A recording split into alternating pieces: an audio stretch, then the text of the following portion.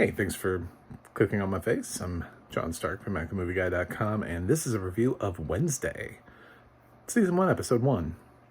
I don't know if I'm going to stick with the series and keep doing episodic releases. We'll see how many clicks this review gets. I'm a blind film critic, and I watched this with audio description on Netflix, and I felt like Wednesday was high profile enough that there might be people who are interested in what is it about, what is it like, what's going on here. And there's a lot to talk about here. I remember back in the day that, and I think this was before the Amber Heard stuff, that Johnny Depp was attached to this, or rumored to be attached or circling the project, and it ended up now being Luis Guzman. Based on what they do with Gomez and Morticia, I'm not really sure it matters, at least in the pilot. Gomez has so little to do in the pilot. Morticia has a little bit more to do because the film focuses, the TV show focuses a little bit more on Wednesday and Morticia's connection than it does her connection to her father. She doesn't have really a scene with her father that makes sense. Pugsley is barely in this. Lurch is barely in this. As far as any other Addams Family regulars, Thing. And Thing, ironically, becomes the second most prominent Addams Family regular in this. So the basic concept is Wednesday, who is now played by Jenna Ortega, who sounds really young here, considering the things I've heard her in recently. She sounds really young. Kudos for being able to de-age yourself to be able to play Wednesday. But yeah, if you haven't seen Jenna Ortega and you're like, oh, I feel like maybe I saw her, it's Scream. If you saw Scream earlier this year, she was in Scream. She's been in other things too. She's been around for a hot minute, but this is not a breakthrough performance. This is not an unknown actress.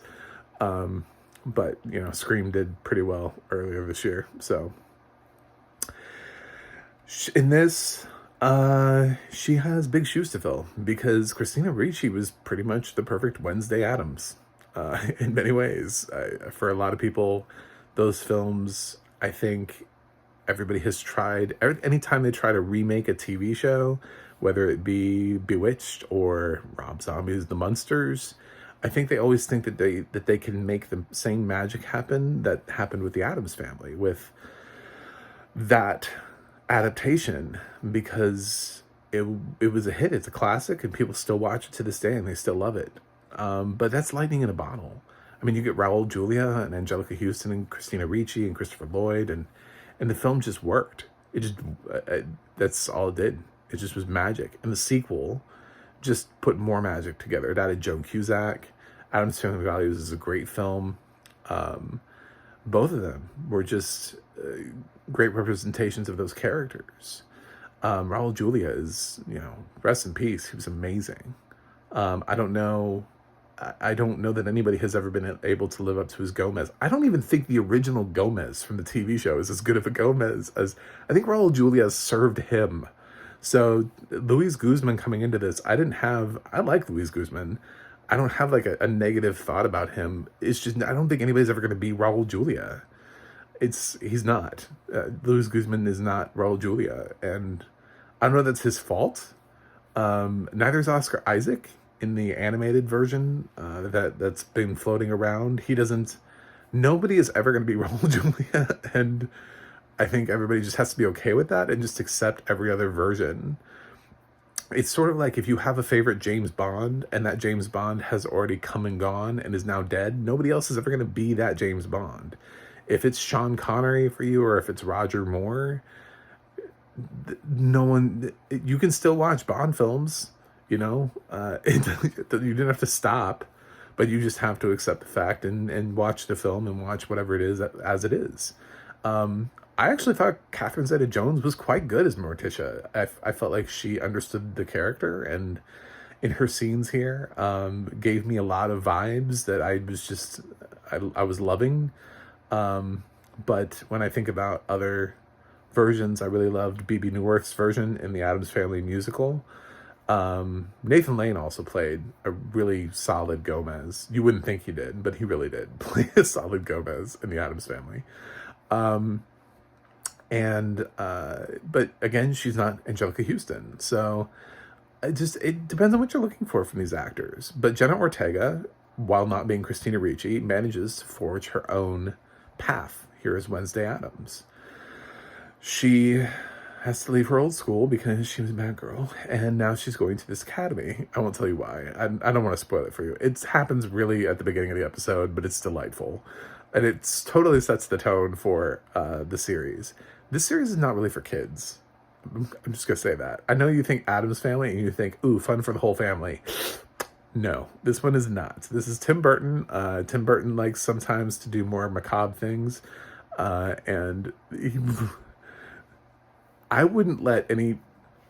definitely wouldn't let anyone under 7 watch this.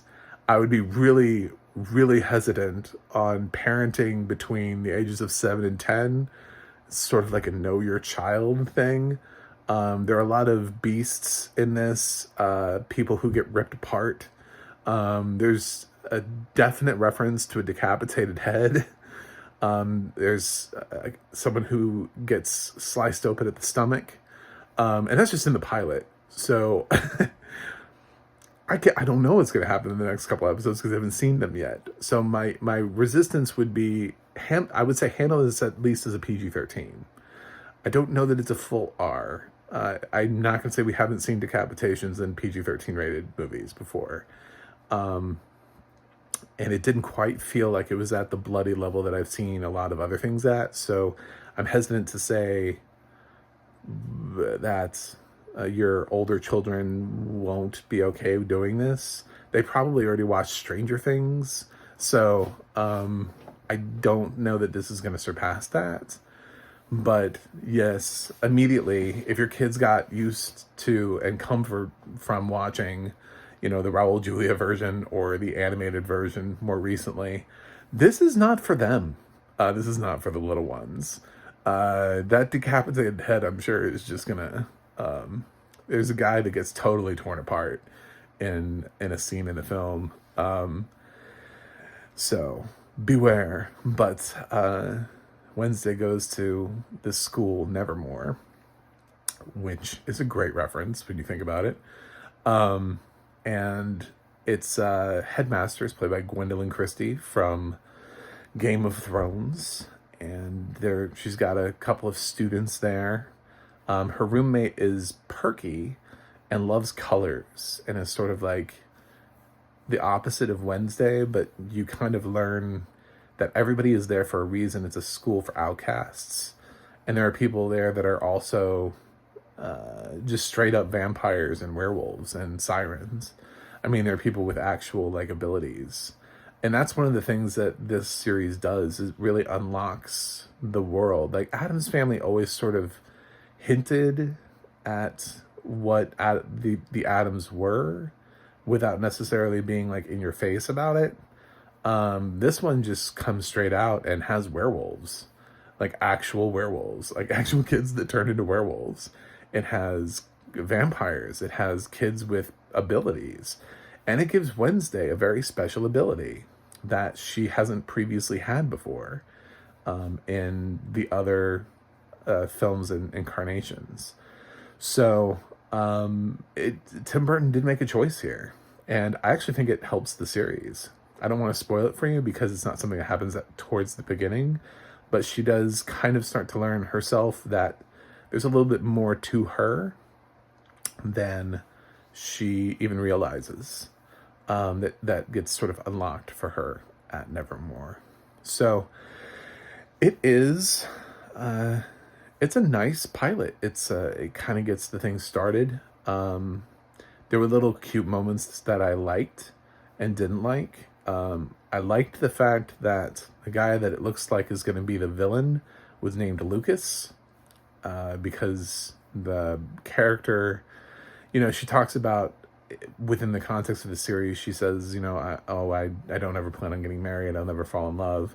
And I was like, I wonder if they'll go an Addams Family musical route with that, where Wednesday finds a boy who is so totally unlike her. She also kind of in Addams Family Values, with David Krumholtz's character, found somebody like that.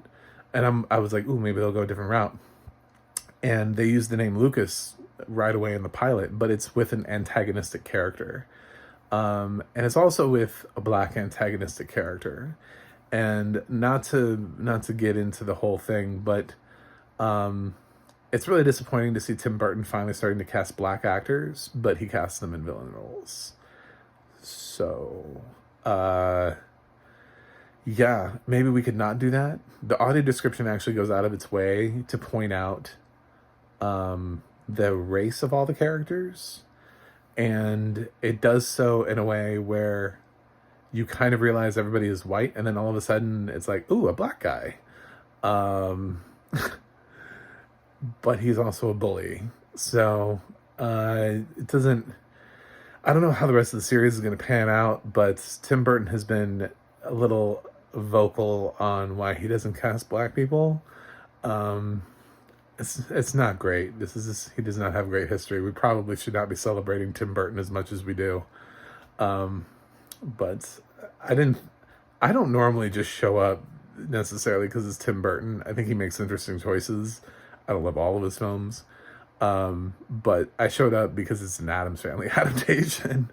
Could have been done by anybody. This could be Eli Roth. I'd be here. That's it. So that's basically the series.